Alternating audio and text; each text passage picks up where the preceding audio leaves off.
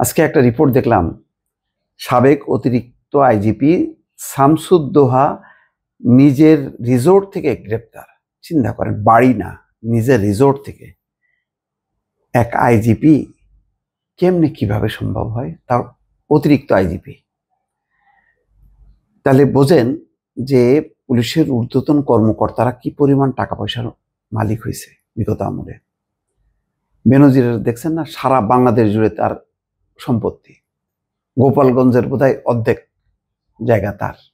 বিশাল বিশাল resort, তারও resort, এই আইজিপিরও resort.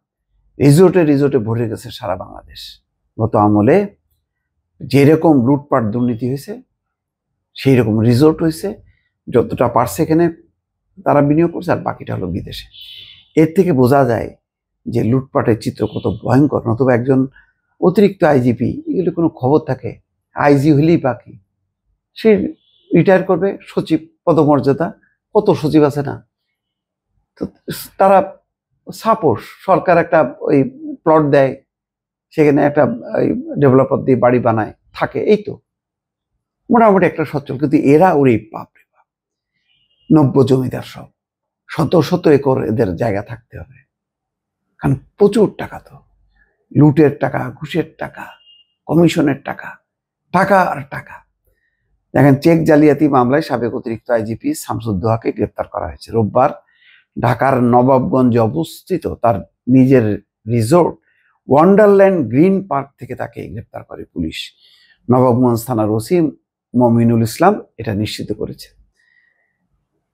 এখানে বলা হচ্ছে যে পুলিশের সাবেক অতিরিক্ত আইজিপি শামসুদ্দোহা, উনি আবার ডক্টর শামসুদ্দোহা খন্দকার নিজ বাহিনীতে দুর্নীতির বরপুত্র হিসেবে পরিচিত ছিলেন। অবৈধ অর্থ উপার্জনে তার জুড়ি মেলা ভার। বিশেষ করে প্রেষণে বাংলাদেশ অভ্যন্তরীণ নৌ পরিবহন কর্তৃপক্ষের চেয়ারম্যান পদে যোগ দিয়ে বেপরোয়া হয়ে ওঠেন। বিভিন্ন নদ নদী খনন কাজের যে টেন্ডার কমিশনের শত শত কোটি টাকা, নদী দখল করে যারা বিভিন্ন জায়গায় বাড়ি ঘর দোর শিল্প গড়ে তুলছে, তাদের কাছ থেকে অর্থ হাতানো, অবৈধ পথে উপার্জিত আয় দিয়ে এই বিপুল সম্পদ গড়ে তোলেন।